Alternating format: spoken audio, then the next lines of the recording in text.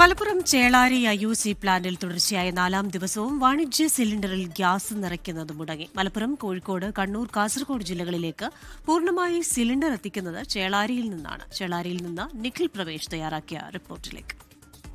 ഞാനിപ്പോൾ ഉള്ളത് Indian oil കോർപ്പറേഷന്റെ ചേളാരിയിലുള്ള ബോട്ടിലിംഗ് പ്ലാന്റിന് മുന്നിലാണ്.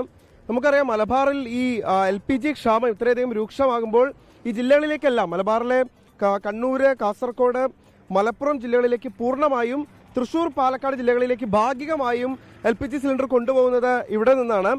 ഈ ശനിയാഴ്ചയാണ് ഗാർഹിക വാണിജ്യ സിലിണ്ടറിന്റെ ഫില്ലിംഗ് നിർത്തിവെക്കുന്ന ഒരു സാഹചര്യം ഉണ്ടായത്.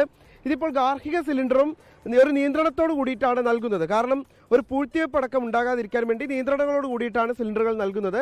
നമുക്കറിയാം, കഴിഞ്ഞ ദിവസങ്ങളിൽ ഈ കടകളടക്കം, അതായത് ഭക്ഷണം ഉണ്ടാക്കുന്ന കടകളടക്കം ചെറിയ പ്രതിസന്ധി നേരിടുന്ന സാഹചര്യം ഉണ്ടായിരുന്നു. അപ്പോൾ ആ കടകളിലൊക്കെ ഇനിയിപ്പോൾ വിറകടുപ്പിലേക്കൊക്കെ മാറേണ്ടുന്ന ഒരു സാഹചര്യം ഉണ്ടാകും എന്നുള്ളതാണ് കടയുടമകളൊക്കെ വ്യക്തമാക്കുന്ന കാര്യം.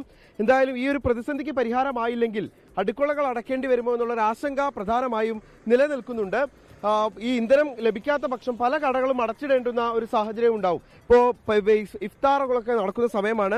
വൈകുന്നേരങ്ങളിൽ ഇഫ്താറുകളൊക്കെ നടക്കുമ്പോൾ അതിനുവേണ്ടി ഭക്ഷണ സാധനങ്ങളും മറ്റും ഉണ്ടാക്കാനുമൊക്കെ വലിയ രീതിയിൽ ഇന്ധനം ആവശ്യമായിട്ട് വരും. അപ്പോൾ അത് ലഭിക്കാതെ വരുമ്പോൾ ഒരു പ്രതിസന്ധി സ്വാഭാവികമായിട്ടും രൂപപ്പെടുകയും ചെയ്യും.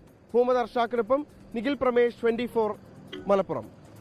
ലോകത്തെവിടെയായാലും ഏത് സമയത്തും 24 വാർത്തകളും ഓഗ്മെന്റഡ് റിയാലിറ്റി പാക്കേജുകളും എക്സ്പ്ലെയിനറുകളും വിശദമായി കാണാൻ ഞങ്ങളുടെ YouTube ചാനൽ നിങ്ങൾക്ക് സബ്സ്ക്രൈബ് ചെയ്യാം.